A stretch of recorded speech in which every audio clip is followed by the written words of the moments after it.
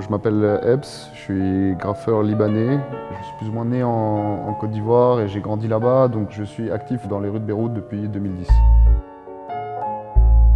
Moi, j'ai toujours considéré que la Côte d'Ivoire, c'était chez moi, mais je m'y suis jamais vraiment senti chez moi parce que je suis blanc et que je suis pas ivoirien au final. J'arrive là, j'ai pas grandi ici, je connais aucun des codes sociaux ni rien du tout et j'arrive chez moi, mais je suis pas chez moi non plus parce que je suis plus africain que libanais au moment où je rentre. Donc pour moi, en fait, voilà, de graffer dans la rue, ça a été un peu de m'approprier ces rues et de m'approprier un peu ces quartiers, ces endroits que j'étais en train de découvrir et où j'avais besoin de me sentir chez moi au final. Si tu connais un peu la chanson de Manu Chao, Bongo Bang, moi je trouve que c'est un peu ce qui m'est venu naturellement en réalité.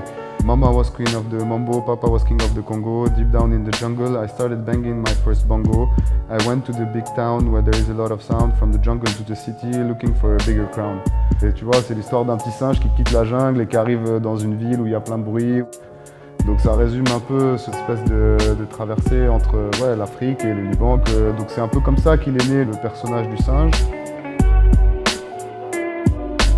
La façon dont le singe se décline, ça dépend vraiment en fait de l'endroit où je suis, de la façon dont je me sens, de ce que j'ai envie de représenter. Ici, quand tu dis que tu es artiste, les gens ils ont une espèce de « Oh mon Dieu, et tu arrives à en vivre, comment ça se passe ? C'est pas trop la misère ?» Enfin, en fait non, j'ai pas mal de chance d'être parmi ceux qui arrivent à vivre de leur passion au final. Je fais des toiles, j'arrive à participer à certaines expos, à des festivals et à des trucs comme ça. Donc dans l'absolu, c'est vers là où j'aimerais aller et continuer à vivre de mon art. Moi j'ai commencé ça pas du tout pour en faire mon métier. J'ai commencé parce que c'était quelque chose qui était là et qui devait sortir à tout prix. Et aujourd'hui, de la partie qui devient de plus en plus intéressante, c'est que ça se rapproche en fait de mon travail à moi. Les gens viennent me chercher pour ce que je fais moi et non plus juste parce que je sais peindre et qu'ils veulent me faire des commandes, ce que j'ai fait énormément dans le passé.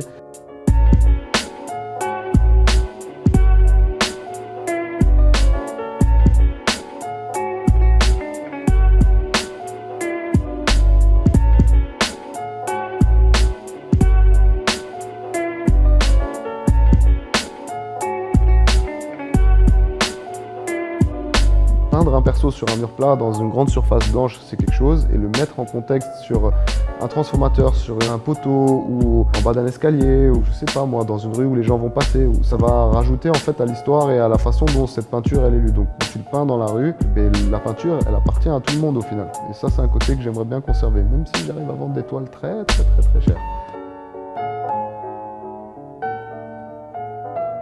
Et je vais essayer d'être présent dans la rue le plus possible et le plus longtemps possible, quel que soit mon parcours.